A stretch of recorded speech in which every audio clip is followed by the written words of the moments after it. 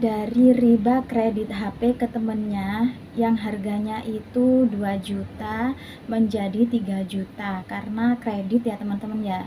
Nah, bayarnya itu selama 17 bulan ya kan, dan setiap minggunya bayar 100.000 ya kan. Nah, akhirnya sama suaminya itu nyicil ya kan. Akhirnya sama suaminya dicicil. Nah, di pertengahan jalan ternyata si istrinya itu yang Mbak V itu pengen juga nyicil ya kan. Nah, akhirnya kan ngerasa berat ya, Mbak V itu ngerasa berat karena cicilannya kan ada 2 ya kan. Nah, cicilannya itu ada 2, Mbak V ngerasa berat, tiba-tiba didatangin oleh salah satu temannya memberi tawaran pinjaman uang. Ini ada temanku, tetanggaku, dia minjemin uang 1 juta, ngembaliinnya 1.200.000 selama 4 bulan. Itu ya teman-teman ya. Nah, si Mbak V ini kok ringan ya. Oke lah, akhirnya Mbak V ini mengiyakan ya kan, mengiyakan. Kemudian Mbak V ngambil uangnya yang 1 juta itu ya kan. Nah, pas udah jatuh tempo yang seharusnya bayar 1.200.000 ya kan, ternyata lagi-lagi Mbak V nggak ada uangnya. Nah ya kan, nggak ada uangnya. Akhirnya apa, mau nggak mau Mbak V ini harus pinjem kepada pinjol ya kan. Nah, akhirnya sama pinjol dia dapat pinjaman 800.000 ya kan, 800.000, mengembalikannya 1.200.000 ya kan, jadi bunganya 400.000 ya, hanya dalam waktu 1 minggu ya kan. Nah, kemudian apa yang terjadi? Lagi-lagi Mbak V ini jatuh tempo lagi bayar ke pinjol ya kan, jatuh tempo ya. Akhirnya apa, Mbak V ini berpikir, apa ya, barang apa yang bisa aku jual ya kan untuk bayar ke pinjol sebesar 1.200.000 ya kan. Akhirnya Mbak V menjual TV-nya ya kan, TV-nya dijual dengan harga 1.200.000. Akhirnya pas ya teman-teman ya, dibayarin ke pinjol. Tapi di sini Mbak V itu telat sehari itu dendanya 50.000. Akhirnya berapa total semuanya yang harus dibayar ke pinjol? 1.250.000. Kapok nggak? Ternyata masih belum kapok teman-teman ya. Nah, singkat cerita, Mbak V ini datang ke bibinya ya kan. Kemudian Mbak V ini cerita ke bibinya, "Bi, aku itu gini sampai menjual TV dan sebagainya ya kan." Nah, akhirnya Allah berikan hidayah kepada Mbak V melalui bibinya. Kata bibinya bilang gini, "Udah sekarang perbanyak aja baca sholawat ya.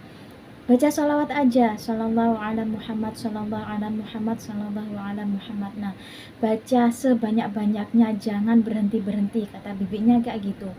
Nah, akhirnya Mbak V jalanin ya kan, baca sholawat gak berhenti-berhenti, shallallahu ala Muhammad, shallallahu ala Muhammad, shallallahu ala Muhammad. Nah, Mbak V baca terus ya kan, Mbak V baca terus. Kemudian apa, tiba-tiba suaminya itu ketahuan selingkuh ya kan, ketahuan selingkuh ya. Nah, di sini teman-teman ya, di saat sudah mulai ya mengistiqomahkan sholawat, udah mulai ngencengin sholawat, baca sholawat, ternyata ada ujian yang datang ya kan. Itu jangan pernah teman-teman itu berpikir, kok aku itu semakin baca sholawat, semakin aku ngencengin sholawat, kok ujian datang bertubi-tubi, kok Allah menghadirkan kehidupan yang makin rumit ya kan. Bukan ya teman-teman ya, justru dengan seperti ini Allah itu memberikan pertolongannya ya kan. Allah tunjukkan ini loh, suamimu sekarang selingkuh gitu loh teman-teman ya. Coba kalau enggak Allah tunjukkan ini suamimu selingkuh saat ini ya kan, bisa jadi selingkuhnya berkepanjangan sampai terjadi keributan rumah tangganya kan gitu teman-teman ya.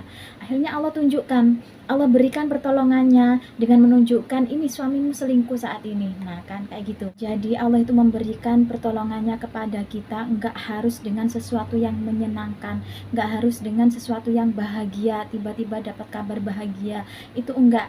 Terkadang Allah memberikan pertolongannya itu berupa sesuatu yang kurang menyenangkan bagi kita di awal ya teman-teman ya. Nah, kemudian apa, setelah Mbak V itu tadi istiqomah sholawat ya kan, baca sholawat, ngencengin sholawatnya, alhamdulillah rumah tangganya kembali membaik ya kan, kembali harmonis lagi, perekonomiannya kembali membaik juga ya kan, kemudian amanah ribanya sudah gak ada lagi, sudah ditutup ya teman-teman ya, alhamdulillah. Nah seperti itu ya teman-teman ya. Jadi bisa diambil pelajaran dari Mbak V itu tadi, jangan sampai kita itu terjerumus ke dunia peribaan ya. Nah untuk bilang dalik ya teman-teman ya, jangan sampai. Kenapa?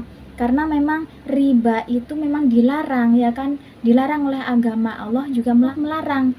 Bahkan Allah sudah berfirman dalam surah Al-Imran ayat 130, ya ayyuhalladzina amanu la ta'kulur riba ad'afam mudha'afah. Hai orang-orang yang beriman, janganlah kamu memakan riba dengan berlipat ganda ya teman-teman ya. Jadi sudah dilarang, Allah sudah melarangnya. Kenapa?